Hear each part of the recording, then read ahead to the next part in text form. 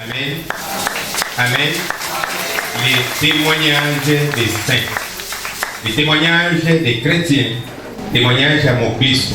De Timothée chapitre 1, verset 8. Témoigner Christ. Chrétien. N'Apocalypse 20, patron Nekokita, un livre pour Fogwama. Antichrist a l'uni des corps, même dans le thème avec Christ. Zala qui n'est pas été les miens. Quand on a réflexion, pensez, il y a cœur nos amis. Alléluia. Autant dit Tokei. 2 Timothée chapitre 1 verset 8. N'aie donc pas honte du témoignage à rendre à notre Seigneur.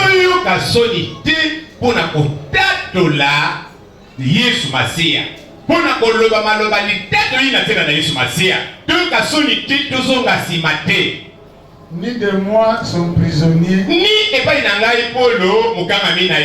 mais souffre avec moi pour l'évangile. Mais au contraire,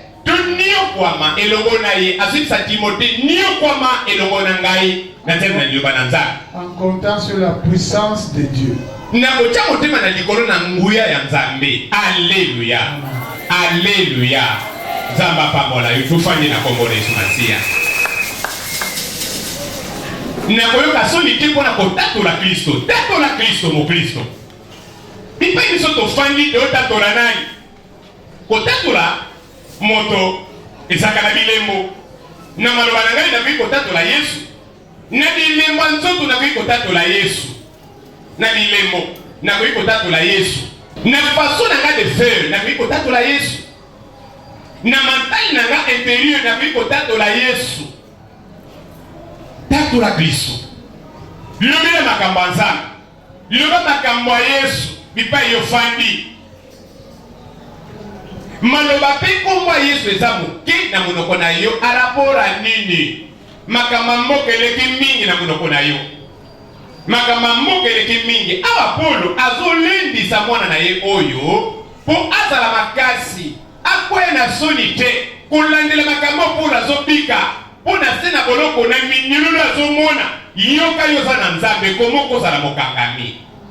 Komoko sibiri biloko oyo. Alingite mwana na ye azala na inyomini. Azala na honte. Alemba na tene na posa na pasi ya bomoi na ye. Ba Kristo. Pasi ya bileko oyo. Ekanga biso munoko te pona kotatola Yesu Masia.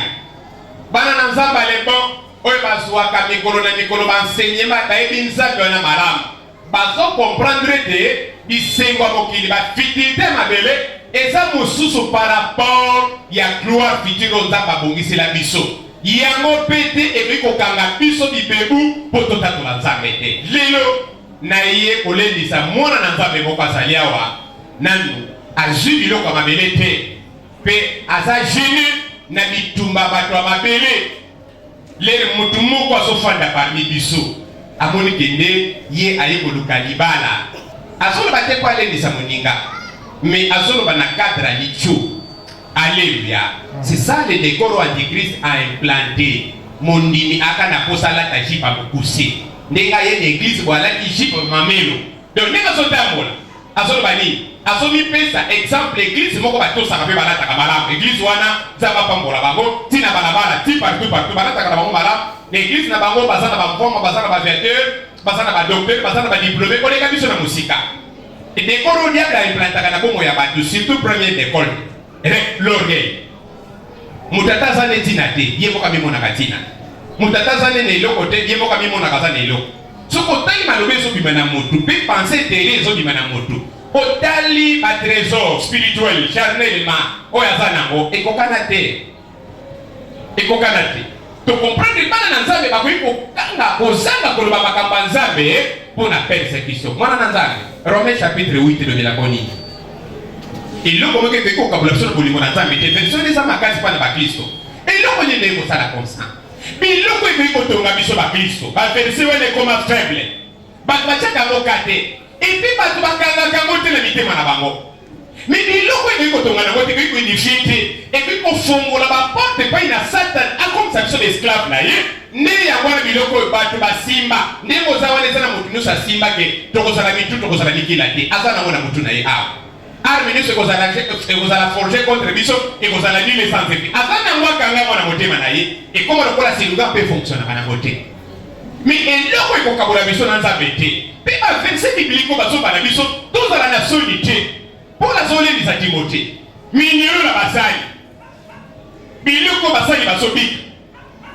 biloko basali bazozala nango persécuté biloko bana na nzambe bazozala nango persécuté lelo tomoni mama na biso awawa atemoniaki lobi mpona makambo basalelaki ye mais lelo nde nazoki balobi papa bayebise ngai etenye moke ezokabwana nga likambo moke ezosala nga boye ozo comprendre bana na nzambe epai nyonso bafandaki joi na bango wana esali nini esili akozanga kotatola nzambe aloba kombo ya kristo mpona persécution na domaine ya libala na nabali te na domaine ya sante aza malade koma na kote ya yesu masiya na mopanzi ndeko wanisa baenseignement ya kala te oyo ozwaki wana dekor ya antikriste bakristo bakoki koteya kristo bakoki kotatola mone na kristo na se ya persécution na se ya badifficulté wana yango ekokanganga monoko te yango ekopekisa ngai te na reflete oyo bosantu ezali mpo tofandi kati moko na baantikriste tofandi libota moko na bato ya molili oyo bazonarge biso mikolo na mikolo baotanga komba bato ye posamelaka nzambe basalelako nini eza na sens te alleluya eza na nzela ata moke te biso tozotatola kombo ya kristo mpo liloba na nzambe oyo balobaki kotambolaka na mokili mobimba avant kristo aya esala nini etambola ide mpo na eternité na biso mpo na eternité na biso kobala na nga te na mabele kozala na nga pauvre na mabele kobela banda tongo tipokwa eza na influence moko te a rapport eternité na nga loba amen trois fois toke Amen. papa nakoloba nini pa nzambe eloko niko na kotémoigner nini na nga na kotémoigner témoigner yesu masiya aza mwana na nzambe nzambe wana alingaki mokili atindelaki biso mwana ne moko na likinda pamba te motu nyonso akondima ye akufa te me azwa bomoi na seko eske lipi koyoka mololono wana eza na rapport nini na misala na yo eza na rapport nini na misala na yo eza na rapport nini na persécution. Je te dis la vérité et je te rassure. N'a pas informé que les Bible lobby. On a pas s'attendre dans le royaume de cieux. Pas s'attendre à la persécution à ma casse. Si vous lisez les Bibles sur le banaliswango, les deux sont en application. Alléluia. Et au monde on a yaboté. Témoigner Jésus. Alléluia. Ni les autres comme monoko.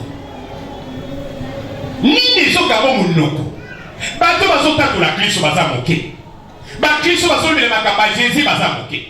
Miso bazolobela Jésus mele. Mon Kristo nazopekisa yo. Oso toza na poso za la chrétien, oso toza na poso za la ketala. Décor mosusu diable a implanté. Décor mosusu antichrist a implanté. Ba biso nek toza boye. Tosambela Jésus moko. Jésus oya bota me pa Maria te. Tota la Bible. Mais toza na sous Christ na biso moko. Bo diable a créé na forme de mon koboy. Nazobita cité. Ba chercher ro ba kozala nazi. Et on a RDC kozala développer ma kasi koleka. Pour ba monde de Dieu ça ka développer. Mukile ça ka ba monter na ba chite.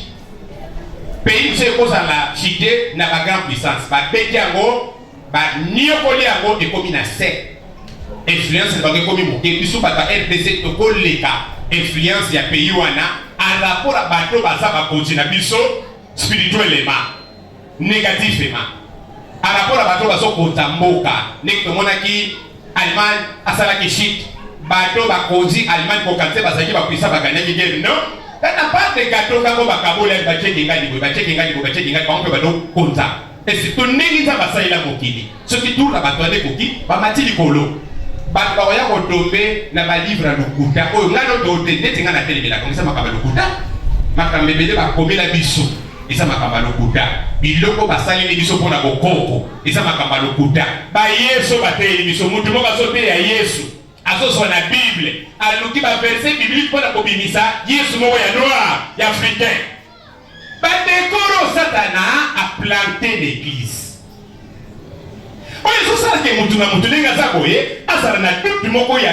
Bible ya foi chrétien moko bimi réalité moko ye que évangile ya Matthieu balokota kya ngolota mutu moko asali ba recherche comment ba recherche moko fande sala ke lokote mais après bana na biso livre so mono bato noiro bakomiao yango chercheur moko ya Allemagne akozo abandota tala mosali na tala témoignage neko garance wa lesokota neko monaki na mayela ba chinois ba bloquer kobota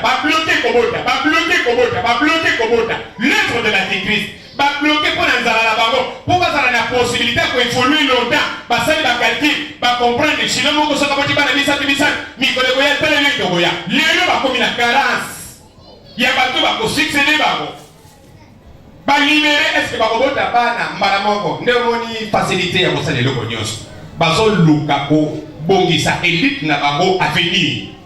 Mais trop on écoute. Trop on les okota pour ma Christ.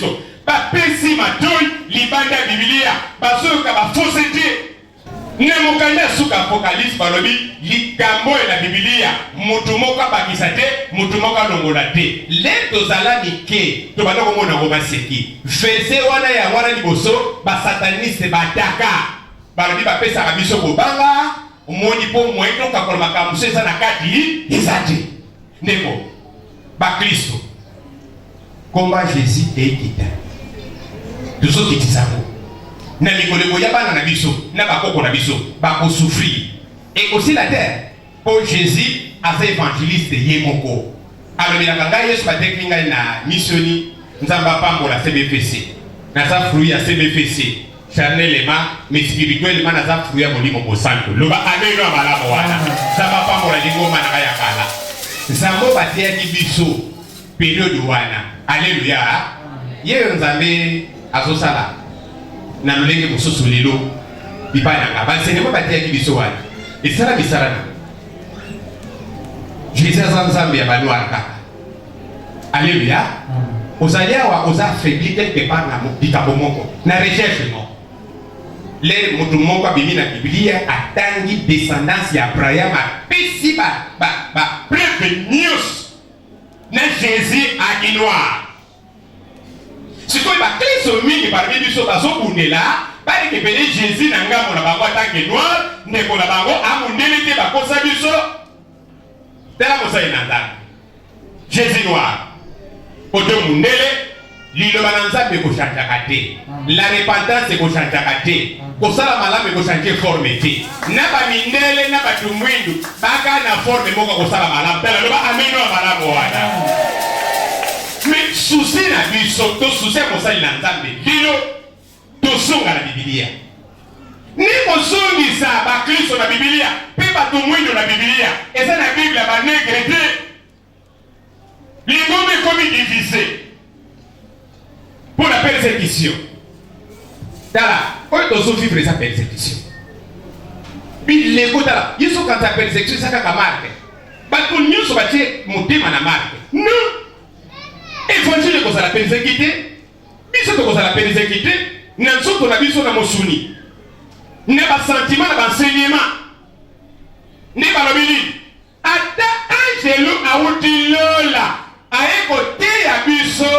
Évangile eza libanda ya Biblia toyoka ye te mais biso si toyoki ye bakristo si bayoki ye déjà ndeko ososenti faiblesse na ngambo bakristo baza na baargument moka kopousser lelo face à bareligion mosusu pourquoi bavérité nyonso biblique babimisili bango basu mensonge na bavérité wana ba vérité nyonso ezopesa fiérité ya Biblia babimisile bango basu mensonge Bible eza livre eza massacré livre bato mokili batangi pe bakritike lokola Bible na éviter soki eza te na baloi spirituelle na babible spirituelle même bandeko na biso babudiste nani chaka makambo na bango kaka bande ko bakora mwa moke moke na okipango bango plus ki mobulu na bango soko kritika bango na tongo na poko baiko tumata nzambe na bino biso ba klese ba exception eko eida pour date ba exception violence wana te tokobataka moto na moto te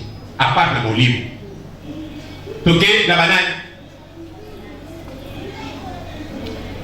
amen religion ni religion e ba noir batele makana bible misusu batele makabo lokola discours mutu moko badoyebisa bino makambo moko ayebi azwi mwa quelque chose na bible papa moko azozo makambo ya bible tokotanga kombo na ye te azwaka recherche asango moko boye bato mpe bazoyoka ye chercher oyo na allemagne omoni mpo bacrétien eloko eza bango alii kotaka te nde possession de mensonge tala ya kotuno bioko biso lelo na afrika bato bakomi balivre miso ebimi miso na batanga yango te bato bakosala barecherche 2000 ans après bakoloba nini na afrique mpe moni tala makambo akomaki mikolo mais lelo biso deja basali na nzambe tozo dementir yango eza makambo lokuta tala bosali na nzambe yo tozolanda ngai na tele talanga mpe bien ndeko talanga malamu molimo mosanto ya antikriste oyo azomenanse bible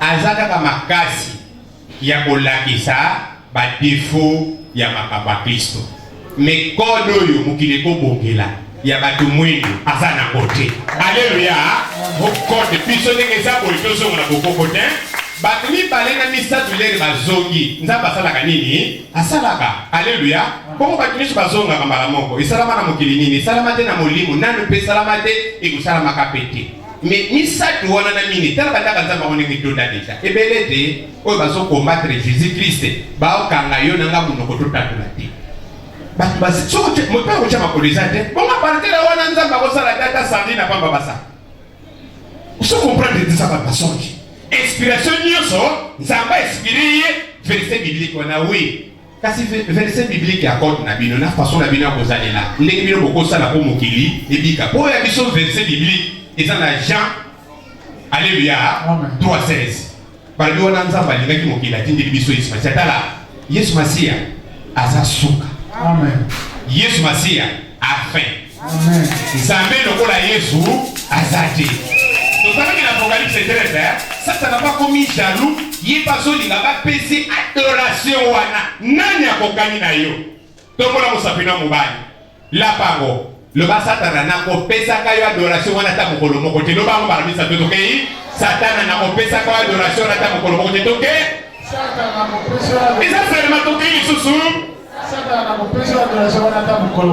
landa ngo pesala ngo yo tozolandaka tombola loboko na yo 3 fois gira ngo kopesaka adoration ata mokolo moko te tokei lisusu okozwa ngo te toke lisusu okozwa ngo te satana toke 3e fois beta mololo mpo na yesu wana osepela nekotela sosete te naza parmi bareste oyo nzambe atindaki na mabele mpo basakola sango malamu na ye jésus christ aza anateme te aza menteur te aza imposteur te avrai azomérite totémoigne na bibebu na biso tolanda masonge ezorenge na mikolo oyo te où est les résultats tala lere israel bandimelaki nzambe wana comme nzambe abandi osala a partir ya poignée ya libota wana kaka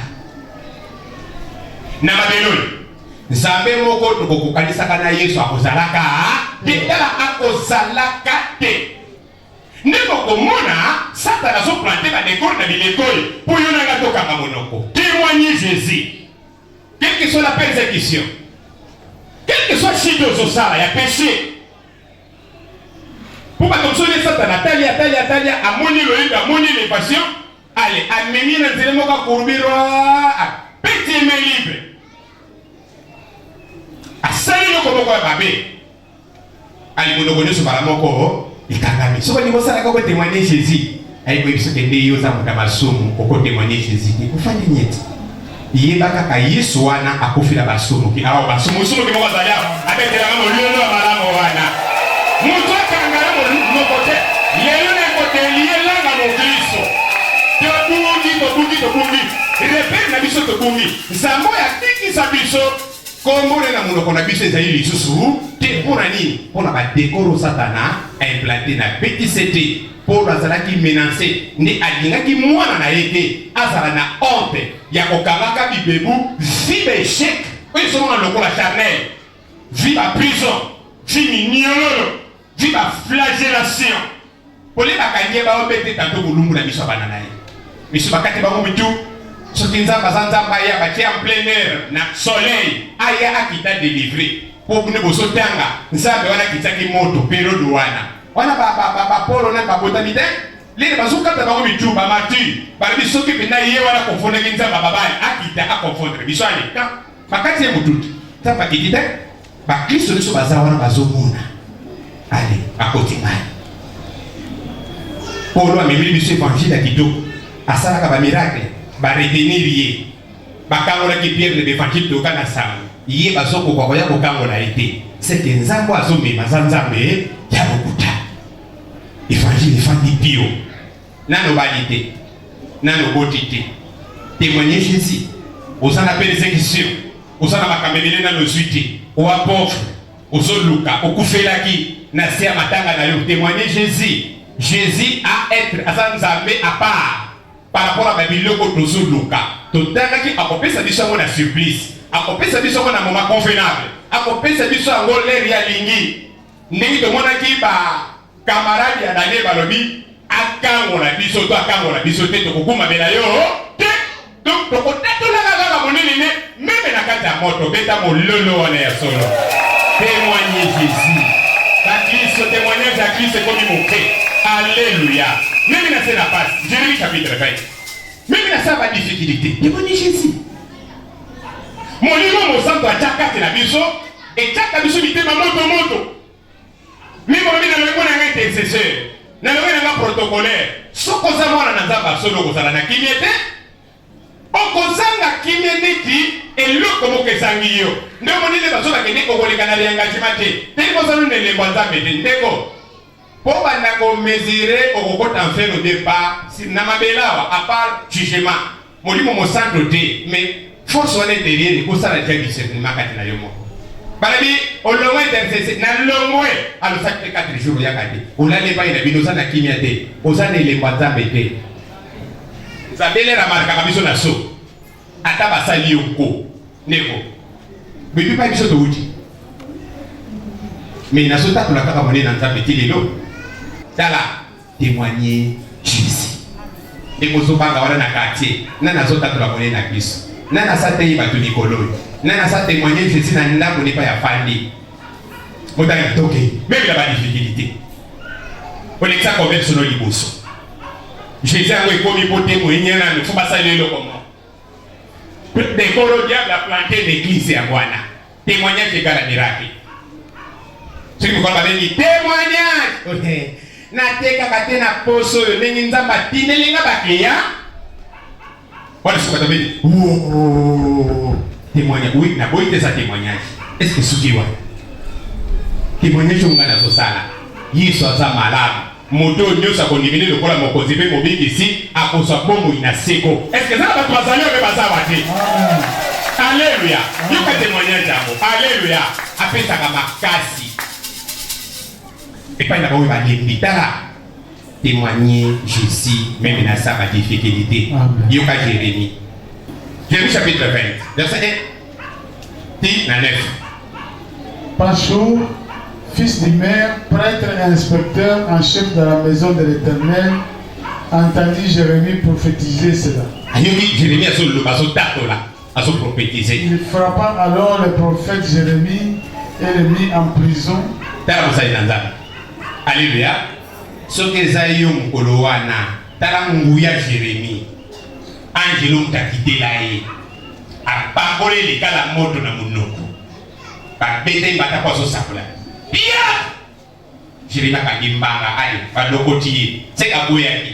C'est que Pema, on a mis le lobby qui million à tous à l'analyse. C'est que Manga paye et pas Soukaki, lui, le mot béni à la guitare.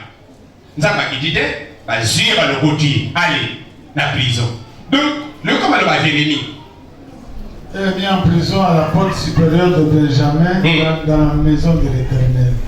Le lendemain, Pachur fit sortir Jérémie de prison Pour les langues bénissi. Il est dans son géré, ça va se salater.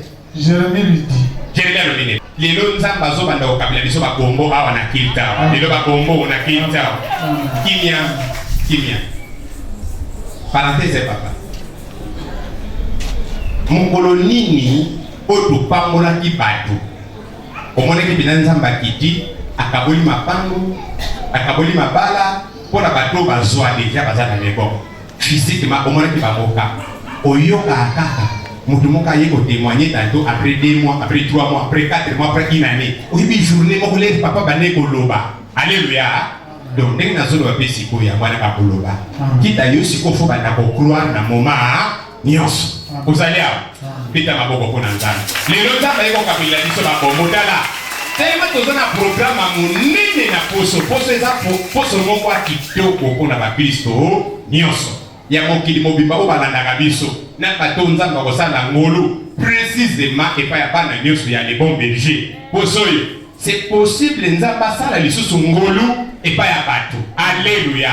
Ana moni mwana moko atelemi alubini ni papa. Lelo baki kende na emo etikali. Nzamba osala ngo extraordinaire. Na moni mwana moko atelemi alubi papa mbula mobima na zwa ke lokoti. Mais dès le papa prononcer ba parole na ye ngana ndimeli ya ngomoloyo na zwi koleka. Na mikolo misatu mibale. Ndi tozono basiko lisusu. Poso to kopesa ngo couleur mosusu. Et pas il a pas eu bakolanda na suka to kopesa nos. Lelo avec dos aboui. Distribution ba cadeau et bandi lelo dimanche. Alléluia. Moto nyo sa na foi l'état na bana le bon. Bete la nzambe la biso kololo. Dika bolala. Ko angela ya hotel lelo liboso, zwa libala na yo, zwa cadeau na yo, zwa kombo na yo. Bato kangeka miso. Ce n'est plus par le nom de Pachou que l'Éternel t'appelle, mais par celui de Magor Missabi. Car voici ce que dit l'Éternel. Akania, Jérémie, à la prison. Tongwetani et Mathieu na motema, à la Kakoli. Alléluia. Mais na pouvoir charnel, assurer autorité, té. Donc, Pachou, on a toujours pour Kamaï. Alors, c'est ma belle, à Niaki, c'est film, à côté de la prison. Mais spirituellement, assurer ascendance à PC fort. Et l'autre, ça la pose au mobile. Vous allez voir. Tokema, papa. Je vais te livrer à la terreur. Toi et tous tes amis. Ils tomberont sous les coups d'épée de leurs ennemis. Et tes yeux le verront. Je livrerai aussi tout Juda entre les mains du roi de Babylone. Il les emmènera prisonniers à Babylone et les frappera avec l'épée. Je livrerai toutes les richesses de cette ville, tout ce qu'elle a mis en réserve, tout ce qu'elle a de précieux, tous les trésors des rois de Juda. Je livrerai tout à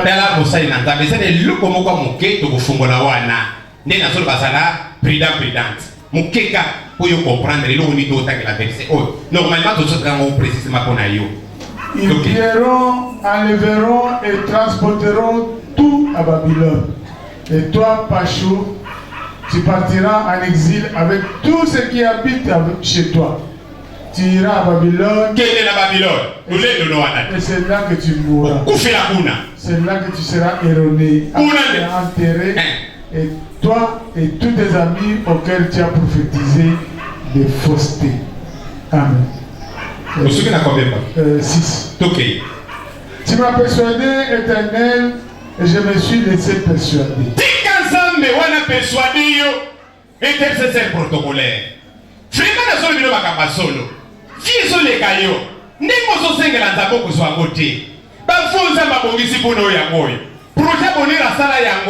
Aperçoit yo le kola mo Kristo. Bato nyonso bazwa libadisité. Parmi bato bakokota enfer, eza netenya bato babelepe.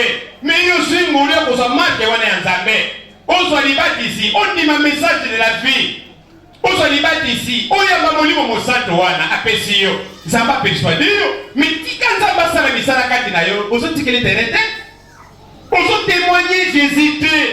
Ozo toujours pencher na tolo à Satan. na lolingo na kokanisa, na lolingo na kosakanela, na lolingo na kolobela, na méchanceté efandi kati na yo. Bolingo Kristo apesi epai na bakristo, esi epai na yo te, oza toujours infidèle, maloba mabe, oza traître ya baninga, olobaka toujours makambo kwa baninga, oza diffuseur, epai baninga bafandi ezokabola.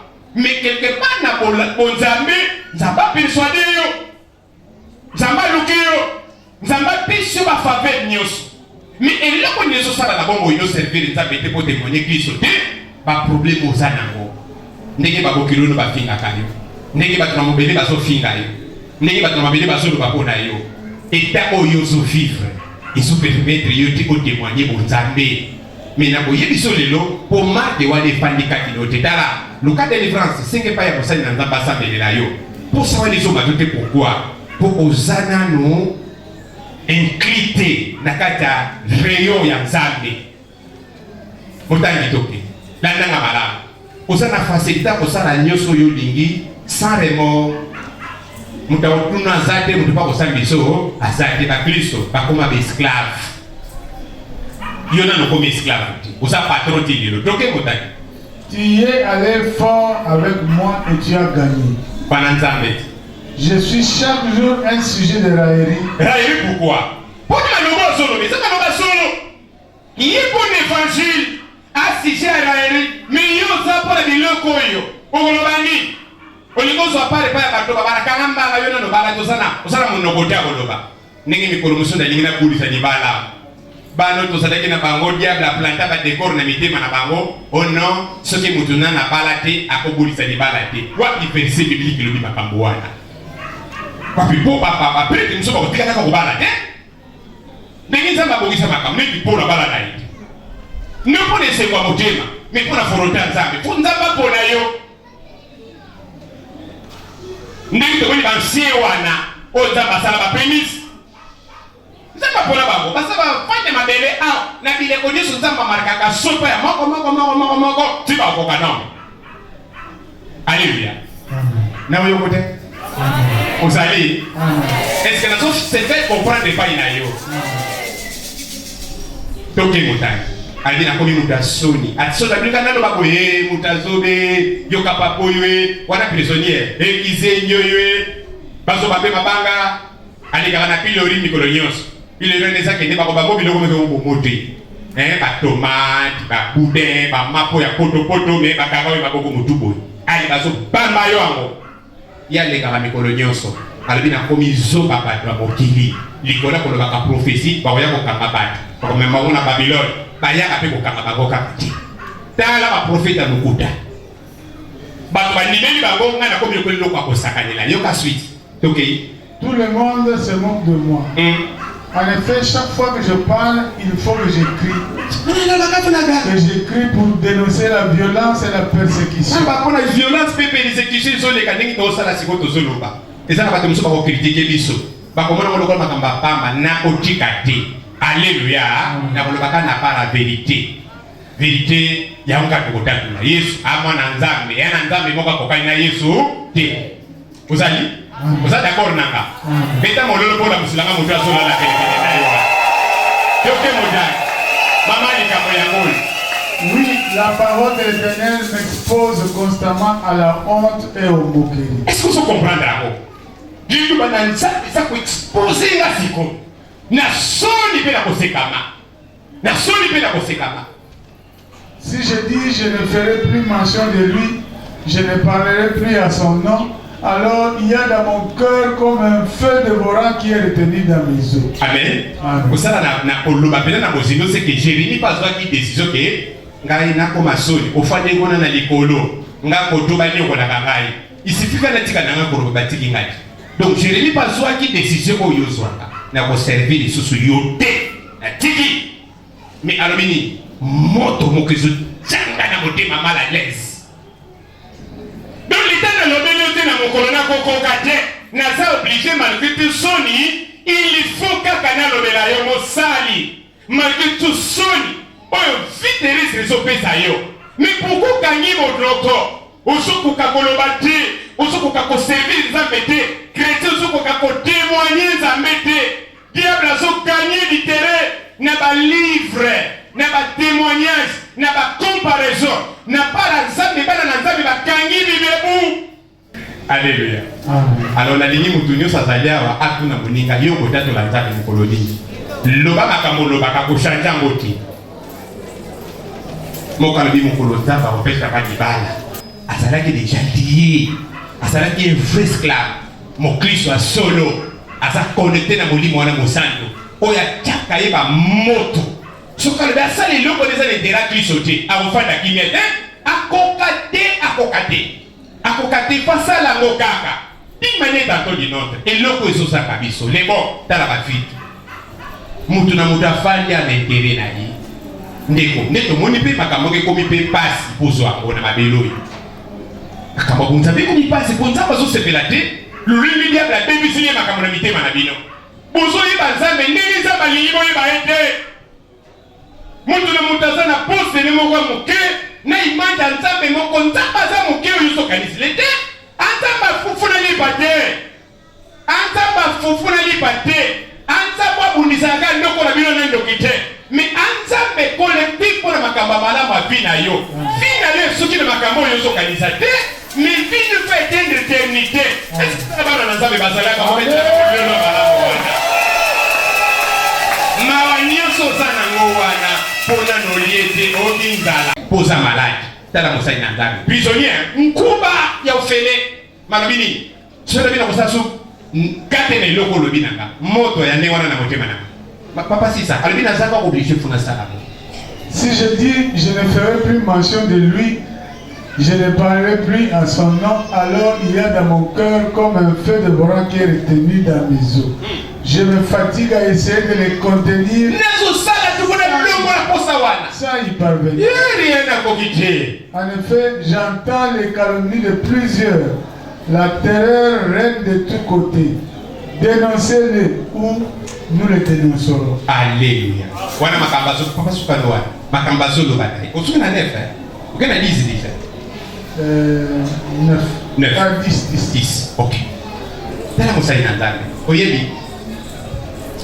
Nalingi lelo préliminaire à bénédiction ozwango. Nzambe alakisaki nga diplôme moko ya kala. Diplôme moko ya kala ezo eloko te. Namoni ndenge loboko moko ezokota na placard mpona kopupula ngo kopesa mpe ya mokolo nango. Alléluia. Ayebisi nzambe wana moto wana soki kende okotisa demande bajeune esika interne.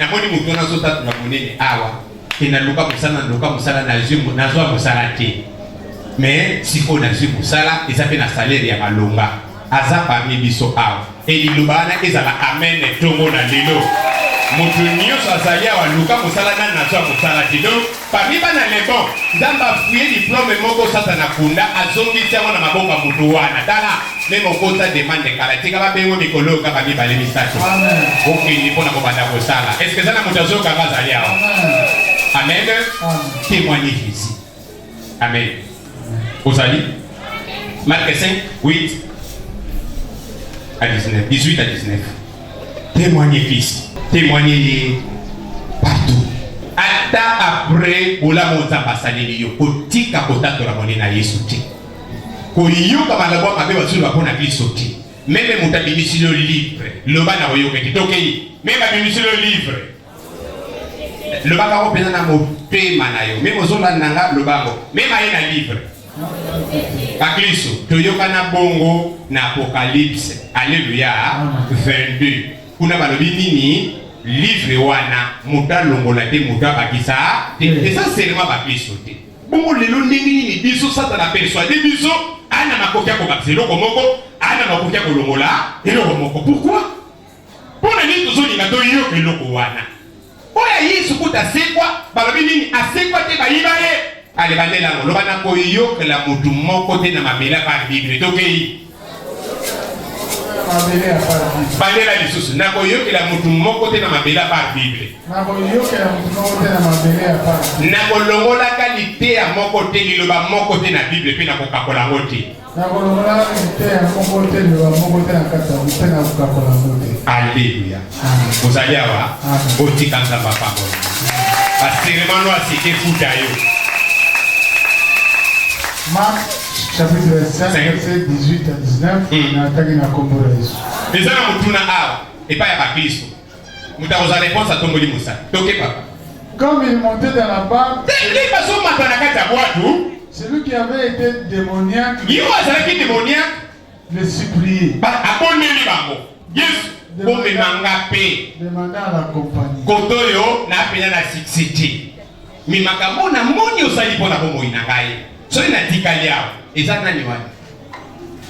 Nani azolo babo? Ha? Tongola musafi. Ese ba bibo to yamuro za mapambo liti. Nani azolo babo? Bilote. Oui mama. Hein? Pierre. Nani azolo babo? Évangéliste. Alabini. Les bazos nga ba kota na boîte na barque, yeba yé na sima. Albi pardon, bomi mangai. Démoniaque wana yé bomi mangai. Moïna tika la poto yo, isa teka pena la dananga bino na comme évangéliste. Isa nani wani? Mpeli boma, pete la nzambe mabo. Oyo milimu ikota kina bamuru. Alléluia. Ye wana siko bazolo belao. Yo ba réponse à Jésus, ya wana réponse na yo. Tokei. Jésus ne lui permet pas. Yesu a permettre yete alors binini. Mais lui dit, va dans ta maison. Vers les tiens. Et raconte-leur tout ce que a fait pour toi. Témoignez Jésus. Témoignez Jésus. Témoignez. Pour qu'un miracle ne soit à l'instant. Témoignez pour ça passage obligé. Yebisa banano, yebisa bandeko na yo, yebisa bato baza tout autour na yo. Olobelaka Yesu. Balabi zonga na libota no sala nini? Loba. Oyo nzamba asali pona bongo ina yo. Ozali awa. Ndenge moko nzamba zo recommande yo. Tukena koshiki. Kende loba. Alléluia. Oya koyoka yesoni. Yebe akoyoka yesoni na bokonzi na likolo. Landa maramu. Bokonzi na likolo. Lele nzamba pimeli yo ako. Seke bien fait moko pa mabele awa. Akopesa yo ako. Bien. Donc les nzamba pimeli yo bokonzi na likolo. Eza lié na ba bien fait de la terre. Alobi apesa kabana na ye. Moi. Toke Marc chapitre 8. Tusukiwa. 12 fils. Encore 15 minutes. Tout à sous les versets.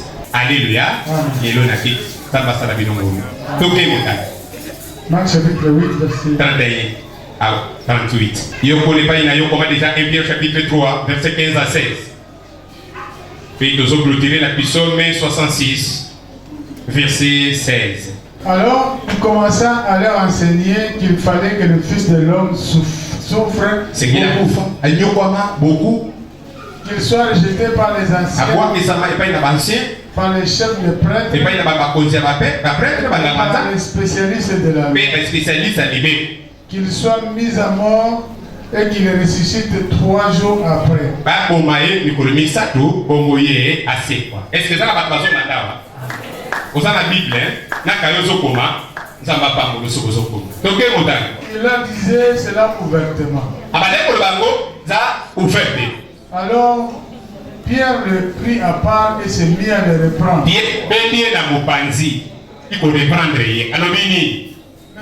Mais Jésus se retourna, regarda ses disciples et réprimanda Pierre en disant: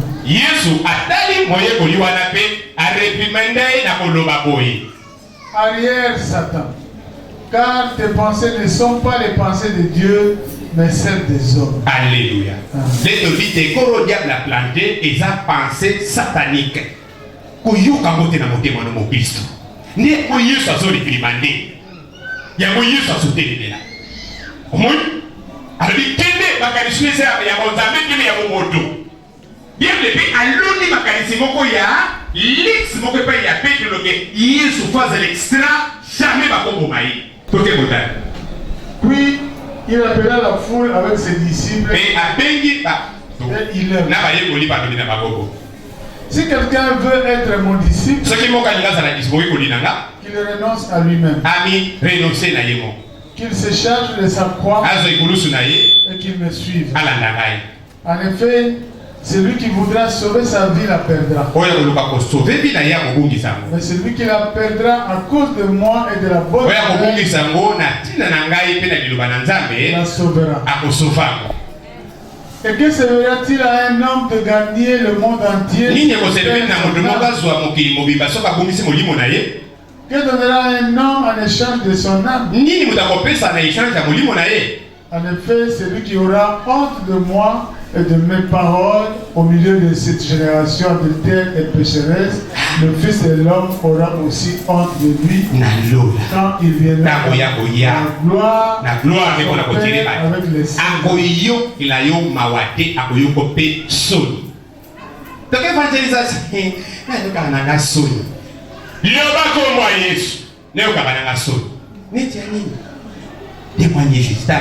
Mon Christ, moi je dis tout ça la bloc. Là il y a tout ça là, tout ça la bloc. Bato baza pene na biso. Faut pas les pas envoyer ça là. Loba amen na monene wana. Amen on les a amen na bando. Loba amen na victoire, loba amen na bien wana. Yozo sala ka Yesu. Bateka ka pene nanga. To sala na bango sala moko. Azaka barabara na biso. Baza batali bota nanga. Tout ça na bango point moko. To kende na bango classe moko. Qui paye le soin na bozala. Beta mo lolo wana ya solo. Jésus. Te volobela ke di mo kolaboya. Alléluia. De kotika ka te to témoigner Christ. Il paye de ce que fandi de perdre akoyo kabiso soli. Mais tu es peiné loko mokamoke et loko ni ne ko peki sa mo Christ attaque la monnaie na kombo Christ paye de sa zali conscience. Amen. Vous allez Amen. 1 Pierre chapitre 3 verset 15 à 16. La conscience. 1 Pierre chapitre 3 verset 15 à 16.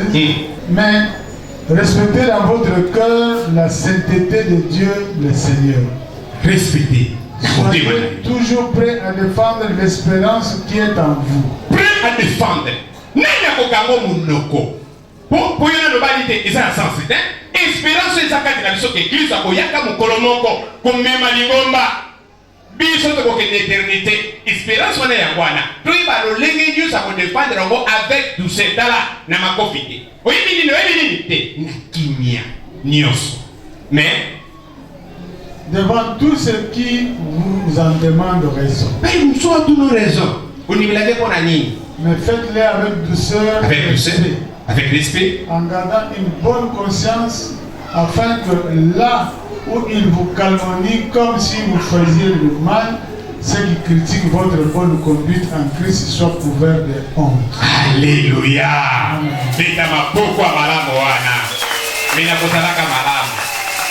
Alléluia. Ce que nous allons faire la Christ à travers eux, à savoir pourquoi on a visé le nom et invisible. Et mon anaka oyo so sala mon Christ to pesa ba to kwa au vivre. Bali to sala témoignage, to sala vantage na makamba kitoko. Ngana tu na kabana na ngai. Comment to fato sololi papa na pesa ka ba to kuana. Mwana tuni yo bada kofanda na mabele boyo somo mutu malamu kolekanga. Alléluia. Est-ce que ça la question mabe les nazo tu na mo par motif ya conscience puis relation na nazo soigner na mwana nanga na lingine inciter kaka dengini na mabele en face à balinga toye ko la koza ba batu malamu témoignage na biso façon na biso kofanda lolita to kokana ba angeluti mais oyo biso tozali faut batu bazwa kango ba transposer ngo comme témoignage na quartier na musala na wenze partout mais kofinga mama okozwa di bon c'est quoi yo yeso moyo kotatu la okobandela biso ndenge nini mais na banda kuna biso ngai moboti en face à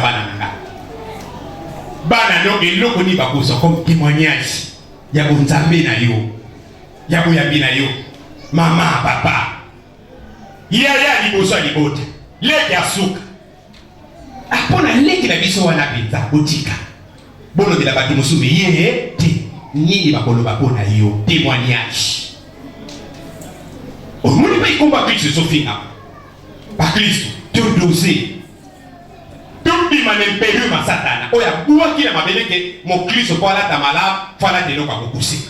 Nde ya mwana Christ alino. Pour le babalam, fani ça va mettre moi mon kebo. Vous comprendre quoi? Et simba, fani ça moi mon kebo. Ato okati no ba mesha mukusi ka ke koninga ba mesha no ba chaka ko pa bato ikanga ka supo acha mwa e fomulelo yo ata lo ngezo monana mutu ikoma ka ba ochaka mukate ba frère bino mbogo sala témoigner mala ochaka mukate makambo wana na solo ba boyika utumiso ka koma ka boy e loko nyini ni ngisaka bino mutu niti nini bolo baga ke nena lingelo kono solo banangati fo ningisa mutu gauche droite ilelo Mettez la Yesu mololo. Alléluia. Psaume 66 verset 16. La limina pambola yo. Mais la limina motema no esengo ekota. Mwana nanzala. Kukatate ningi nazote boye lo na kaka ezanga bénédiction. Non. Na le bon ça ne passe pas. Na le bon lo la na bénédiction etambola kanzela moko. Alléluia. Tite au saint. On n'a pas de relier. Tite au vite le bassin, il n'a pas photo ça la ligne. Tulia. Tout ça la dans la programme tout ça on a posé. Du coup c'est un mot. Ce qui ne va pas mourir va douter. Va repérer ça mot ma monnaie ni. Dans l'église. Non. Na sauté lola. Ya maïe la bolimo. Lola ya buso batia ba faiblité. Les la monique qui ne sa échoua au soir momoté. Corona nimika na kabilo bomo inangata na kokufa pauvre na lola na kokota okota tes frères et sœurs tozalia okota te alléluia et pas ina sœur moko pas ina frère moko santé ki ndeye nga wana akobota kate côté wana molimo za faire nza ba pese nzela te à la mesure décision ngai kolo na kabelo nzoto na akabelo par motif yimo kaso bilenga ni na zaboye na mwana mwasi balongola katika matrice bana bo mwana na alo na kobota kate alisikuyo fona sala serment oyo basiase basala na sala serment wa okota lo na te okota te serment ofele Yesu alingi sacrifice ebela wana sacrifice ya solo nazana mabota na ngai me na kena ngaki base alléluia na sape na mabota na ngai na kena ngai ki base nza paso mona sacrifice wana nde nzambalia nzambe pe akolaka lelo kwa neza na kote sacrifice neza zero. Est-ce que nous avons fait le mouvement aux Aliawa? Lola est un peu la canne à Pambolina. Aux Aliawa, au Tikanza Pambola. Ils sont 66. Venez écouter, vous tous qui craignez Dieu. Tadolanzame, yes, Nalisanga Bananzan. Ah, on a prié Roy. Tolikito Luka Balobanazo. Et pas une abaco, il va libérer Yesu Massia. Benga Babo. Yebisa Baboli Gambo Zambasale Lio. Tadolanzame n'a bien fait. Régulièrement, dans la période de thé, il y a un pisaniso. Ok? Et je raconterai ce qu'il a fait pour moi. Nako pete la vie de ma solo, oyo Yesu asali po nanga. Loba na yo kayo. Oye bana osute. Alléluia. Osalia. Okokoye ba oyo. Oye ba kanga mukolo no bibe na maternité. Les docteurs a dit que Dieu sabila ka l'église ni. On a les bons. Eh, sambela ka pena na nzambe wana pena mwana pena bimika na ngolo nzambe ka na ngolo nzambe. Alléluia. Mais après, on a les réseaux qui n'ont pas de moi les athées. On a bien témoigné de Sili. Nasarani na mabeloyo, nasarani ni papa ngai, na niyo kwa makakaka. Mais parle de témoigner qui kenza mabikisi ya bomiote. Abikisi na mwana na yo. Kaka lelo kaka oyo, komba Yesu sai nini? Ebungi. Bato bazoya kotaka yo kokota la Yesu ndele ni. Mimi na sanzala. Tatu na nzambe. Muni ngana courage na ngati. Naoninga. Naona babiete. Nana wachangoka kende na bitala na beta ka sango wana kuna fortifier yo. Alléluia. Na sakana ka cheni mingi yo yebi yangote. Mina beta kama solo na poza na force. Na ligi mwana na moko abima awa sans bénédiction ti. Soko yoki makambo na yo bisi yo ondimeli yako. Alléluia. Première des choses beta na mololo na yo kona.